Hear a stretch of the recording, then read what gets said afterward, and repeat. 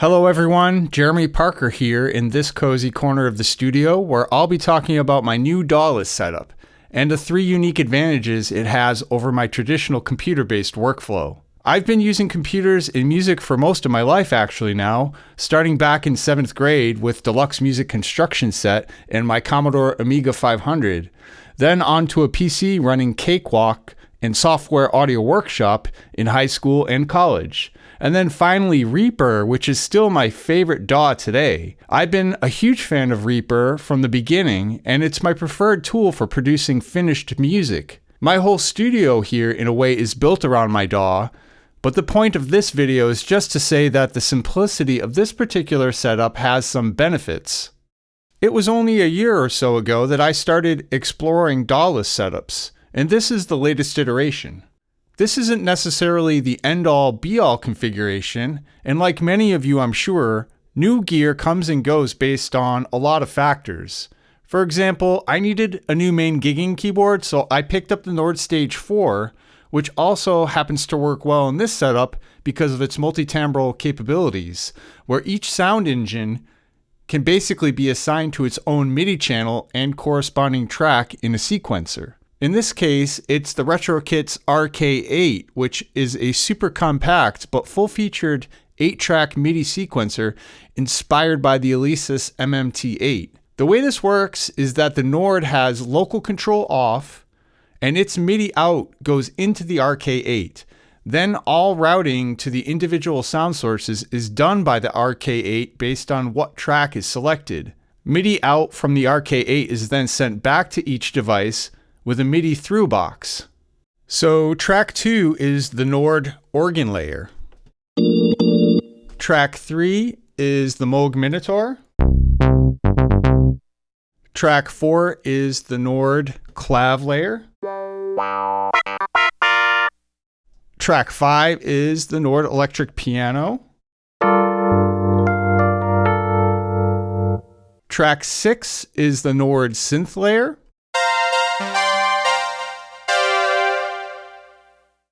And track 8 is the miniKORG 700FS. So although I can play the miniKORG at any time, I can only record the MIDI by playing it through the Nord. That's usually okay for me because I mostly use the miniKORG for soloing and things like that, which aren't recorded. Finally, I have the Elektron analog Rytm as my drum machine, and that simply receives MIDI clock and transport from the RK008. This brings me to advantage number 1 for the DAWless setup, and the main reason I put it together, which is that I can bring this whole setup to a gig fairly easily to perform live. My DAW setup is at least the whole 2nd floor of this studio, so that's not going anywhere. Specifically, I've been joining my friend Cowboy Ben Allman in a project called The Entire Robot, where we live stream electronic-based improvised music either at his studio or at a local venue. Ben sends me a MIDI clock so our sequencers and drum machines are in sync, and we construct loop-based jams on the spot so we can do things like this.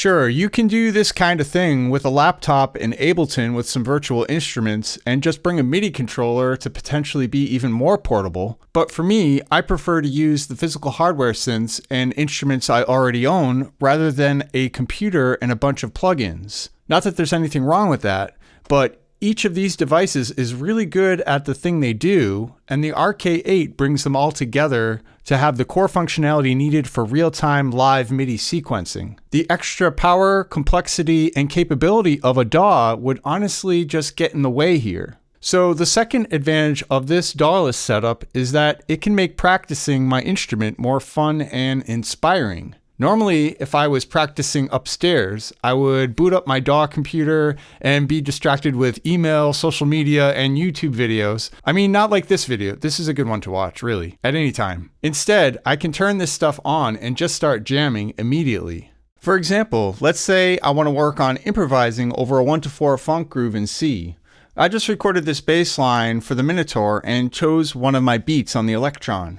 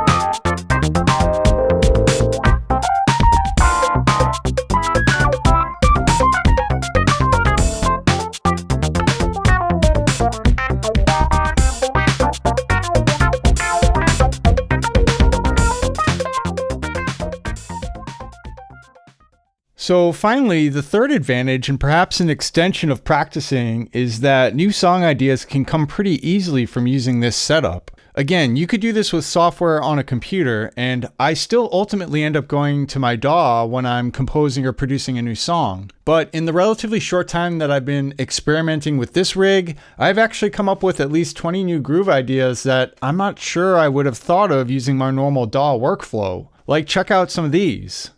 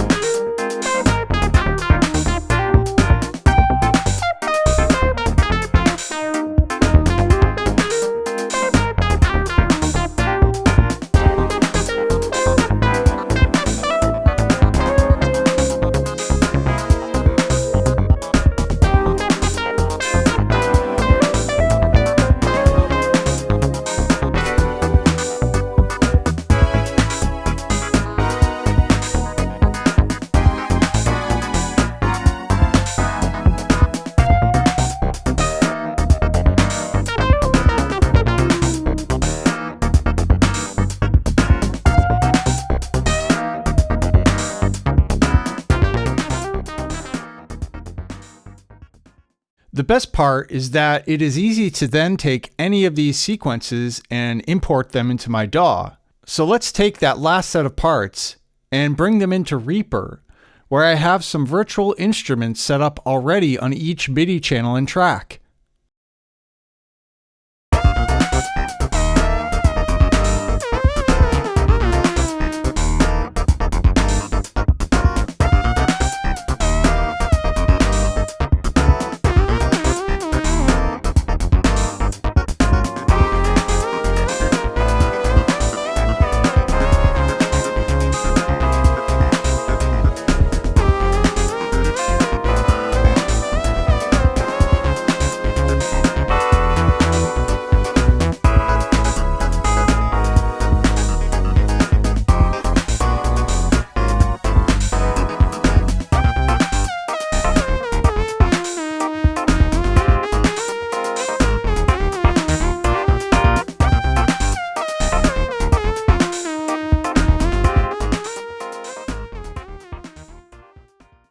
I can now take this song idea and finish it if I'd like to in my normal DAW workflow, so it's really the best of both worlds that I can enjoy now.